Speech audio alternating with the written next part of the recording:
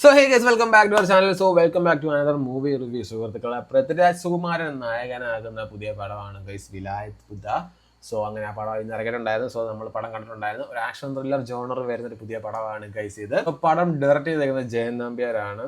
പിന്നെ പടത്തിന്റെ മ്യൂസിക് ചെയ്തിരിക്കുന്നത് ജേക്സ് ബിജോയ് ആണ്. പിന്നെ സ്റ്റാർകാസ്റ്റിലേക്ക് വരികയാണെന്നുണ്ടെങ്കിൽ പൃഥ്വിരാജ് സുകുമാരൻ, പിന്നെ ഷമി തിലകൻ എടുത്തു പറയേണ്ട ഒരാളാണ്. പിന്നെ പ്രിയമത കൃഷ്ണൻ, പിന്നെ സുരാജ് ഞാറമൂടുണ്ട്, അനു മോഹൻ, പിന്നെ ധ്രുവൻ, അങ്ങനെ അങ്ങനെ അങ്ങനെ അങ്ങനെ കുറച്ചധികം ആൾക്കാർ അഭിനയിക്കുന്ന ഒരു പടമാണ് guys Vilayath Buddha.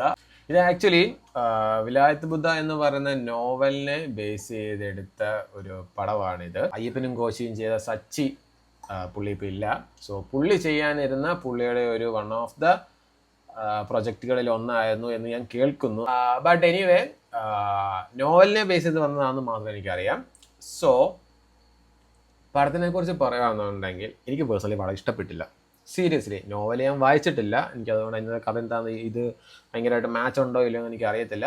But anyway എനിക്ക് പടം അത്രയ്ക്കും കൊണ്ട് ഇഷ്ടപ്പെട്ടില്ല.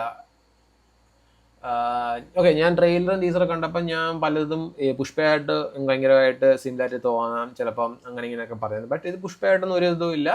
ആ ഒരു എന്താ പറയുക, ചെറിയ ഒരു ക്യാരക്ടർ ഉണ്ടല്ലോ, ചന്ദനത്തടി കടത്തുന്ന ആ ഒരു പേഴ്സൺ എന്നുള്ളത്, അത് മാത്രമേ ഉള്ളൂ നമുക്ക് ആ ഒരു സിമിലാരിറ്റി തോന്നുന്നത്. But completely movie novel base ചെയ്തെന്നാണെന്ന് അവർ പറയുന്നത്. പിന്നെ ചിലർ പറയുന്നത് കേട്ടായിരുന്നു ചെറിയ ചെറിയ മാറ്റങ്ങളും കാര്യങ്ങളൊക്കെ വന്നിട്ടുണ്ട്. ക്ലൈമാക്സിലോട്ട് വരുമ്പോൾ കുറേ മാറ്റങ്ങളും കാര്യങ്ങളും വന്നിട്ടുണ്ട് അവർ പറയുന്നുണ്ട്. ഐ ഡോണ്ട് നോ, ഞാൻ ആ പുസ്തകം വായിച്ചില്ലാത്തതുകൊണ്ട് എനിക്ക് അതിനെക്കുറിച്ച് കംപ്ലീറ്റ് ആയിട്ട് എനിക്കൊന്നും അറിയത്തില്ല. സോ ഞാൻ മൂവിയെക്കുറിച്ച് പറഞ്ഞുതരാം. ഫസ്റ്റ് ഹാഫ് വരെ ഓക്കെയാണ്. ഫസ്റ്റ് ഹാഫ് വരെ സംഭവങ്ങളൊക്കെ ഓക്കെയാണ്. ബട്ട് സെക്കൻഡ് ഹാഫിലേക്ക് വരുമ്പം കുറച്ചധികം നാറ്റക്കേസുകൾ, സംഭവങ്ങൾ അങ്ങനെ അങ്ങനെ അങ്ങനെ അങ്ങനെ അങ്ങനെ ഉള്ളതാണ്. ബട്ട് എല്ലാവരും പറയുന്ന പുസ്തകത്തിനകത്തും ഈ ഒരു സെയിം പ്ലോട്ടും കാര്യങ്ങളൊക്കെ പറയുന്നതെന്നൊക്കെ പറയുന്നത്. അതായത് ഈ രണ്ട് പേഴ്സൺസ് തമ്മിലുള്ള ഈഗോ ക്ലാഷ് ആണ് അവർ ഇതിനകത്ത് പ്രൊജക്റ്റ് ചെയ്യാൻ നോക്കിയത്. അതായത് സച്ചി അയ്യപ്പനും കോശിക്കകത്തും ചെയ്ത ഒരു കാര്യമുണ്ടല്ലോ, ബിജുമേനും പൃഥ്വിരാജിൻ്റെ ക്യാരക്ടേഴ്സ് തമ്മിലുള്ള ഈഗോ ക്ലാഷ്, കവറ് കുറച്ച് വാശിയും കാര്യങ്ങളൊക്കെ, അതേ ഒരു സാധനത്തിന് ഈ പടത്തിലൂടെ അവർ കൊണ്ടുവരാൻ നോക്കിയിട്ടുണ്ട്. പൃഥ്വിരാജിൻ്റെയും ഷമി തിലകൻ്റെയും ക്യാരക്ടേഴ്സ് തമ്മിലുള്ള ഈഗോ ക്ലാഷ് അങ്ങനെ അങ്ങനെ പോകുന്ന കുറച്ച് കാര്യങ്ങൾ കാണിക്കാൻ നോക്കിയിട്ടുണ്ട്. ബട്ട് അത് അൺഫോർച്ചുനേറ്റ്ലി അത് വർക്കായിട്ടില്ല. സീരിയസ്ലി പറയുന്നത് വർക്കായിട്ടില്ല. അവർ അതേ ഒരു ഒരു ഒരു എന്താ പറയുക, അതേ ടൈപ്പ് സാധനം അവർ റീക്രിയേറ്റ് ചെയ്യാൻ നോക്കി. ബട്ട് സച്ച് ചെയ്തു വെച്ച ആ ഒരു ടൈപ്പ് ഓഫ് സാധനം അവർക്ക് ഒരിക്കലും ഇവിടെ ചെയ്യാൻ പറ്റിയതുമില്ല. പിന്നെ ഫസ്റ്റ് ഓഫ് ഓൾ ആദ്യം തന്നെ കാണിക്കുന്നത് ഈ മറയൂര് അവിടുന്ന് ചന്ദനത്തടി കൊണ്ടുപോകുന്നത്, അങ്ങനെ കുറേ കാര്യങ്ങളൊക്കെ. ഞാൻ കംപ്ലീറ്റ്ലി സ്റ്റോറി ഒന്നും പറയുന്നില്ല, സ്പോയിലർ ആയപ്പോൾ കാണാത്തിൽ പോയി കാണുക. സോ അതുകൊണ്ട് എനിക്ക് പറയേണ്ട കുറച്ച് കാര്യങ്ങളെക്കുറിച്ച് മാത്രം ഞാൻ പറഞ്ഞു പോവാം. സോ ദെൻ അവിടുന്ന് വേറെ കുറേ ഇൻസിഡൻറ്റും കാര്യങ്ങളൊക്കെ കാണിക്കുന്നുണ്ട്. ദെൻ അത് കഴിഞ്ഞിട്ട് ഈ ഷമി തിലകൻ്റെ ക്യാരക്ടറുമായിട്ട് വരുന്ന ഒരു ഇൻട്രോ, അവർക്ക് തമ്മിലിടയ്ക്കുള്ള കുറച്ച് ഈഗോ ക്ലാഷും കാര്യങ്ങളും അത് എങ്ങനെ ഉണ്ടാവും, അല്ലെങ്കിൽ എന്തിനു വേണ്ടി ഉണ്ടാവും എന്നുള്ള കുറച്ച് കാര്യങ്ങൾ കാണിച്ചു പോകുന്നുണ്ട്. ഷമി തിലകൻ്റെ പെർഫോമൻസ് മോനകത്തെടുത്ത് പറഞ്ഞിട്ടൊരു കാര്യമാണ് കേട്ടോ. പുള്ളിയുടെ പെർഫോമൻസ് ഒരു രക്ഷയില്ല. പൃഥ്വിരാജ് ഓക്കെ, ആ റോളിന് എന്താണോ വേണ്ടത് പുള്ളി ചെയ്തിട്ടുണ്ട്. പിന്നെ ഇതിനകത്ത് എനിക്ക് ആ പുള്ളിക്കാരുടെ പേരറിയില്ല, പ്രിയമത കൃഷ്ണൻ എന്നാണെന്ന് തോന്നുന്നു, ഐ ഡോണ്ട് നോ. പൃഥ്വിരാജിൻ്റെ പേരായിട്ട് വന്നിട്ട് പുള്ളിക്കാരത്തെയാണ്. എൻ്റെ പൊന്നടാവേ, അതായത് പുഷ്പയ്ക്കകത്ത് നമ്മുടെ ശ്രീവല്ലി എങ്ങനെയൊക്കെയാണോ അതിൻ്റെ ഡബിൾ ട്രിപ്പിൾ ഇരട്ടിയായിട്ട് കാണിക്കുന്ന ഒരു ക്യാരക്ടറാണ് ഇതിനകത്ത് ആ പുള്ളിക്കാരത്ത് ചെയ്തേക്കുന്നത്. കുറച്ചധികം ഒന്നുമില്ല, കുറേ ഓവറാന്നേ. കുറേ കാര്യങ്ങളുണ്ട് ഇതിനകത്ത്. എന്താ പറയുക, കുറച്ചധികം ഓവറായിട്ടുള്ള കുറേ കാര്യങ്ങളുണ്ട്. പുള്ളിക്കാരത്തിയുടെ ഒരു ഷോ ഓഫും കാര്യങ്ങളൊക്കെ വരുന്നുണ്ട് അതിനകത്ത്. എനിക്ക് പുള്ളിക്കാരത്തിയുടെ റോൾ അല്ലെങ്കിൽ പുള്ളിക്കാരത്തിൻ്റെ performance I'm not satisfied with those kind of bullshits. എനിക്ക് ഒട്ടും തന്നെ ഇഷ്ടപ്പെട്ടിട്ടില്ല.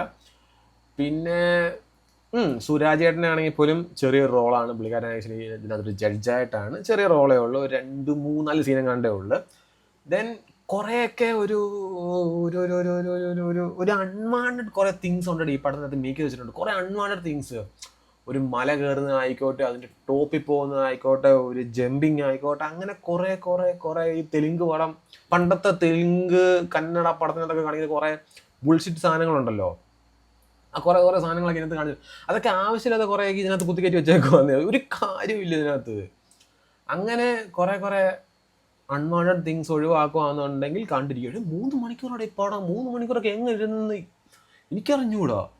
കാരണം ഞാൻ ഇല്ല, ഫസ്റ്റ് ഹാഫ് വരെ ഓക്കെയാണ്, ചുമ്മാ ഇതിനെ കണ്ടിരിക്കും. But second half was terrifically കണ്ടിരിക്കാൻ പറ്റൂല.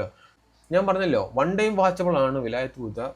ബട്ട് നോവലിനെ കുറിച്ച് അറിയാവുന്നവർക്കും നോവൽ വായിച്ചിട്ടുള്ളവർക്കും മേ ബി ചിലപ്പോൾ കുറേ കണക്റ്റ് ആവുമായിരിക്കാം, മേ ബി. ബട്ട് എനിക്ക് നോവൽ വായിച്ചിട്ടില്ല. ബട്ട് എങ്കിൽ പോലും പേഴ്സണലി ഒരു പടമായിട്ട് നോക്കുകയാണെങ്കിൽ എനിക്ക് ഒട്ടും വർക്കായിട്ടില്ല. സോ അതാണ് വിലായത്ത് ബുദ്ധ എന്ന് പറയുന്ന പടത്തിനെ കുറിച്ച് എനിക്ക് പറയാനുള്ളത്.